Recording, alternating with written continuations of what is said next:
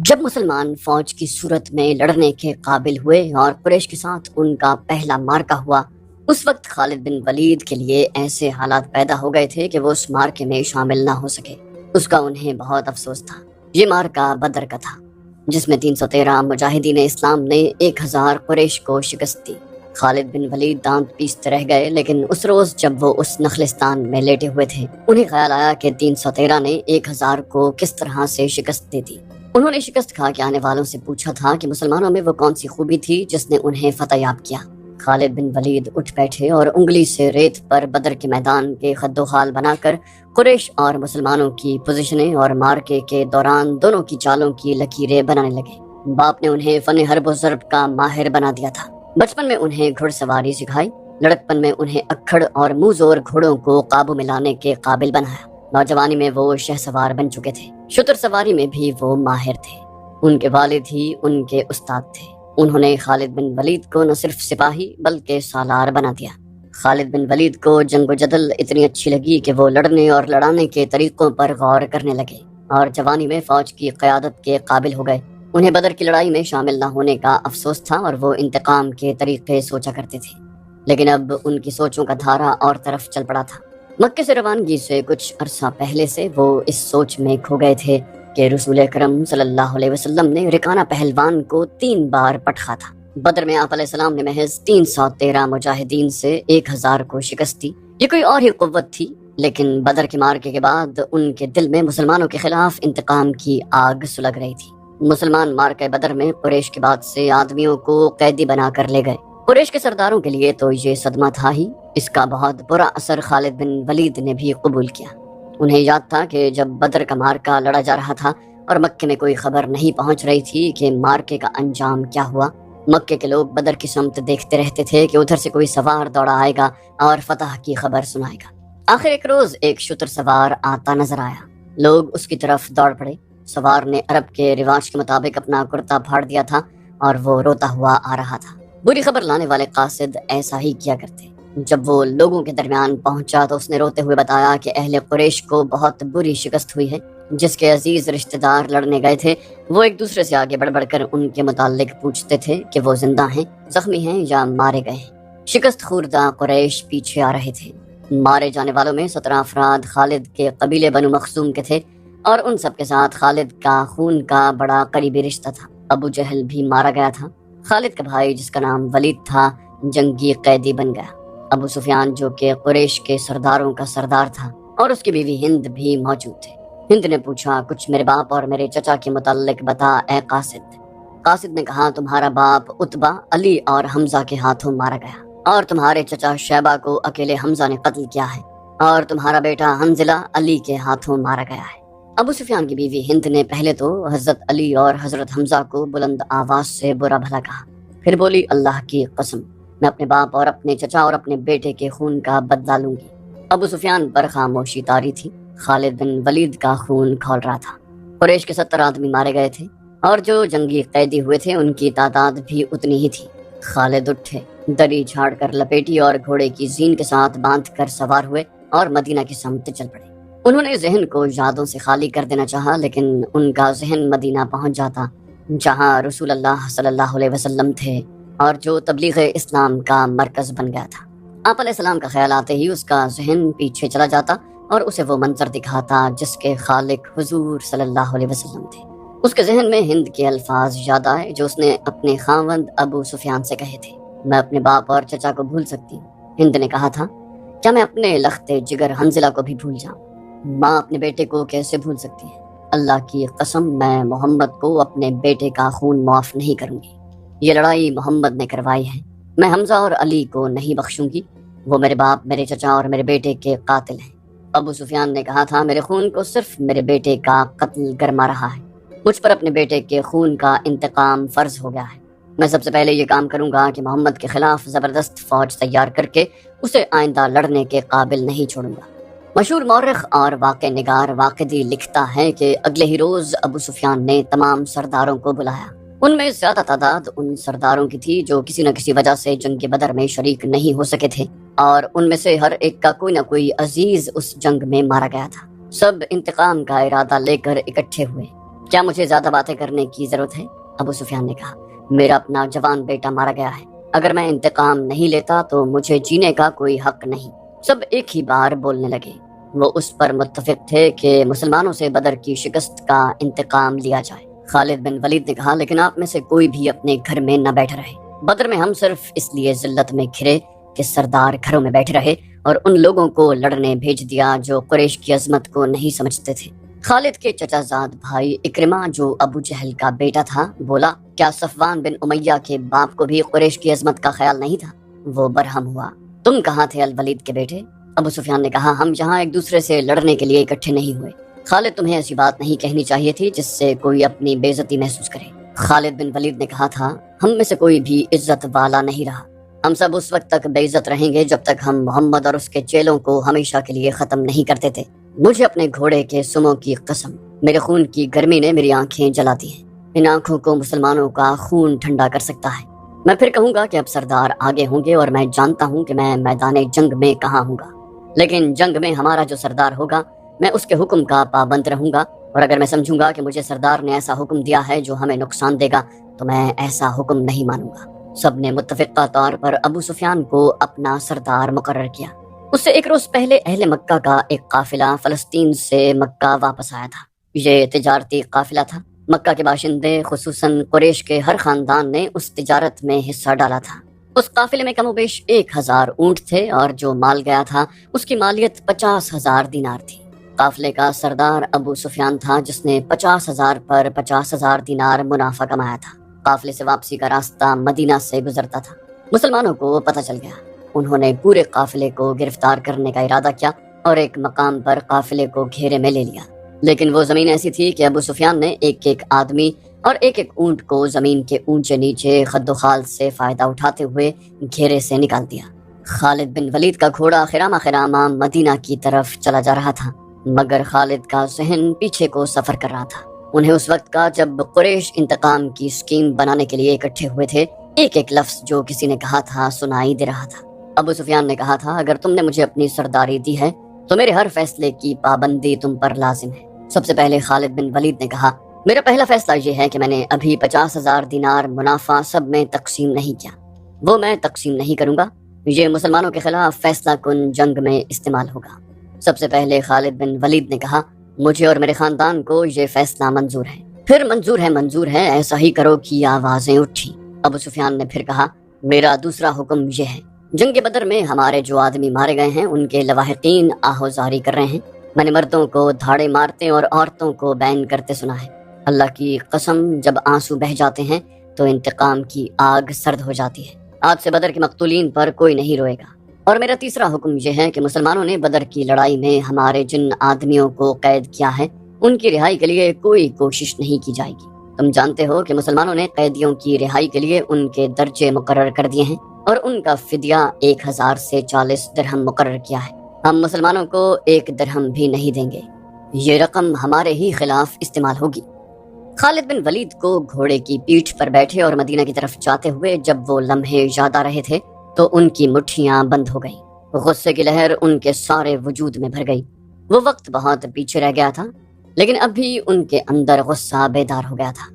انہیں غصہ اس بات پر آیا کہ اجلاس میں طے تھا کہ مسلمانوں کے پاس مکہ کا کوئی آدمی اپنے قیدی کو چھڑانے مدینہ نہیں جائے گا، لیکن ایک آدمی چوری چھپے مدینہ چلا جاتا اور اپنے عزیز رشتہ دار کو رہا کروا لاتا۔ ابو سفیان نے اپنا حکم واپس لے لیا۔ خالد بن ولید کا اپنا ایک بھائی جس کا نام ولید تھا مسلمانوں کے پاس جنگی قیدی تھا۔ اگر اس وقت تک قریش اپنے بہت سے قیدی رہا نہ کروا لائے ہوتے تو خالد بن ولید اپنے بھائی کی رہائی کے لیے کبھی نہ جاتے۔ انہیں اپنے بھائیوں نے مجبور کیا تھا کہ ولید کی رہائی کے لیے جائیں۔ انہیں یاد آ رہا تھا کہ وہ اپنے وقار کو ٹھیس پہنچانے پر آمادہ نہیں تھے، لیکن انہیں ایک خیال آیا تھا، وہ یہ تھا کہ رسول کریم صلی اللہ علیہ وسلم بھی اسی کے قبیلے کے تھے اور آپ علیہ السلام کے پیروکار یعنی جو مسلمان ہو گئے تھے وہ بھی قریش اور اہل مکہ سے تھے۔ وہ آسمان سے تو نہیں اترے تھے، وہ اتنے جری اور دلیر تو نہیں تھے کہ 313 کی تعداد میں 1000 کو شکست دے سکتے۔ اب ان میں کیسی قوت آ گئی ہے کہ وہ ہمیں نیچا دکھا کر ہمارے آدمیوں کی قیمتیں مقرر کر رہے ہیں۔ خالد بن ولید نے سوچا، انہیں ایک نظر دیکھوں گا، محمد صلی اللہ علیہ وسلم کو غور سے دیکھوں گا، اور وہ اپنے بھائی ہشام کو ساتھ لے کر مدینہ چلے گئے۔ انہوں نے اپنے ساتھ 4000 درہم باندھ لیے تھے۔ انہیں معلوم تھا کہ بنو مخزوم کے سردار الولید کے بیٹے کا فدیہ 4000 درہم سے کم نہیں ہوگا، اور ایسا ہی ہوا۔ اس نے مسلمانوں کے ہاں جا کر اپنے بھائی کا نام لیا تو ایک مسلمان نے جو قیدیوں کی رہائی اور فدیے کی وصولی پر مامور تھا کہا کہ 4000 درہم ادا کرو۔ خالد کے بھائی ہشام نے کہا ہم فدیے میں کچھ رعایت چاہتے ہیں، تم لوگ آخر ہم میں سے ہو، کچھ پرانے رشتوں کا خیال کرو۔ مسلمانوں نے کہا اب ہم تم میں سے نہیں ہیں، ہم اللہ کے رسول صلی اللہ علیہ وسلم کے حکم کے پابند ہیں۔ ہشام نے پوچھا کیا ہم تمہارے رسول اللہ سے بات کر سکتے ہیں؟ خالد بن ولید نے گرج کر کہا ہشام میں اپنے بھائی کو اپنے وقار پر قربان کر چکا تھا، مگر تم مجھے ساتھ لے آئے، یہ جتنا مانگتے ہیں اتنا ہی دے دو، میں محمد کے سامنے جا کر رحم کی بھیک نہیں مانگوں گا۔ اس نے درہموں سے بھری تھیلی مسلمانوں کے سامنے پھینکتے ہوئے کہا اور ہمارے بھائی کو ہمارے حوالے کر دو۔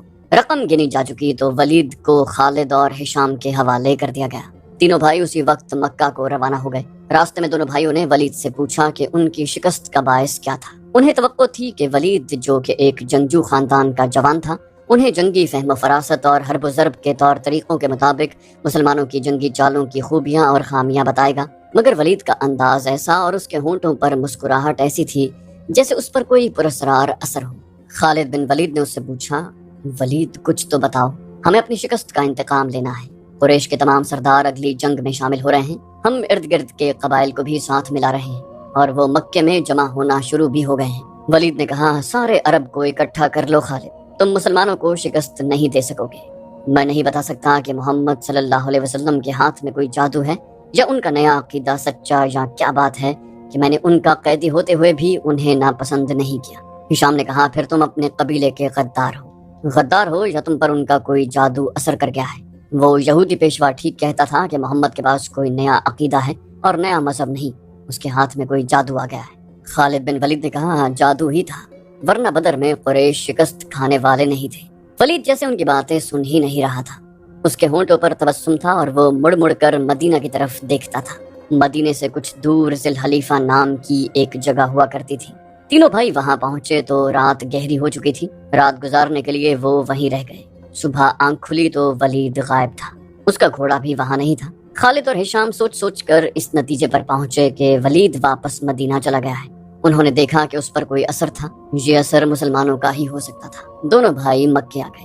چند دنوں کے بعد انہیں مکے میں ولید کی زبانی پیغام ملا کہ اس نے محمد صلی اللہ علیہ وسلم کو خدا کا سچا رسول تسلیم کر لیا ہے، اور وہ آپ علیہ السلام کی شخصیت اور باتوں سے اتنا متاثر ہوا کہ اس نے اسلام قبول کر لیا۔ مورخین لکھتے ہیں کہ ولید بن الولید رسول اکرم صلی اللہ علیہ وسلم کے منظور نظر تھے، اور انہوں نے مذہب میں بھی اور کفار کے ساتھ مارکہ آرائی میں بھی نام پیدا کیا۔ خالد بن ولید کو اس وقت بہت غصہ آیا تھا۔ ایک تو ان کا بھائی گیا، دوسرے 4000 درہم گئے۔ چونکہ قریش اور مسلمانوں کے درمیان خونی دشمنی پیدا ہو چکی تھی، اس لیے مسلمانوں نے یہ رقم واپس نہ کی۔ رقم واپس نہ کرنے کی دوسری وجہ یہ تھی کہ ولید نے رسول کریم صلی اللہ علیہ وسلم کو بتا دیا تھا کہ قریش مسلمانوں کے خلاف فیصلہ کن جنگ کی تیاری کر رہے ہیں، اور اس کے لیے بے انداز درہم اور دینار اکٹھے کیے جا چکے ہیں۔ خالد بن ولید مدینہ کی طرف چلے جا رہے تھے۔ انہیں افق سے ایک کوہان سی ابھری ہوئی نظر آنے لگی۔ خالد بن ولید جانتے تھے کہ یہ کیا ہے، یہ احد کی پہاڑی تھی جو مدینے سے 4 میل شمال میں ہے۔ اس وقت خالد ریت کی بڑی لمبی اور کچھ اونچی ٹیکری پر چلے جا رہے تھے۔ خالد کے ہونٹوں سے سرگوشی نکلی احد، اور انہیں اپنی للکار سنائی دی، میں ابو سلیمان ہوں۔ اس کے ساتھ ہی انہیں ایک خوریز جنگ کا شور و غل اور سینکڑوں گھوڑوں کے ٹاپ اور تلواریں ٹکرانے کی آوازیں سنائی دی۔ خالد بن ولید یہ جنگ لڑنے کے لیے بےتاب تھے، اور انہوں نے وہ جنگ لڑی۔ خالد بن ولید کا ذہن پیچھے ہی ہٹتا گیا۔ 4 ہی سال پہلے کا واقعہ تھا۔ مارچ 625 عیسوی شوال 3 ہجری کے مہینے میں قریش نے مدینہ پر حملہ کرنے کے لیے جو لشکر تیار کیا تھا وہ مکے میں اکٹھا ہو چکا تھا۔ اس کی کل تعداد 3000 تھی۔ اس میں 700 افراد نے زرہ پہن رکھی تھی، گھڑ سوار 200 کے لگ بھگ تھے، اور رسد اور سامان جنگ 3000 اونٹوں پر لدا ہوا تھا۔ یہ لشکر کوچ کے لیے تیار تھا۔ خالد بن ولید کو ایک روز پہلے کی بات کی طرح یاد تھا کہ اس لشکر کو دیکھ کر وہ کس قدر خوش ہوا تھا۔ انتقام کی آگ بجھانے کا وقت آ گیا تھا۔ اس لشکر کا سالار اعلیٰ ابو سفیان تھا، اور خالد اس لشکر کے ایک حصے کے کمانڈر تھے۔ ان کی بہن بھی اس لشکر میں ساتھ جا رہی تھی۔ ان کے علاوہ 14 عورتیں اس لشکر کے ساتھ جانے کے لیے تیار تھیں۔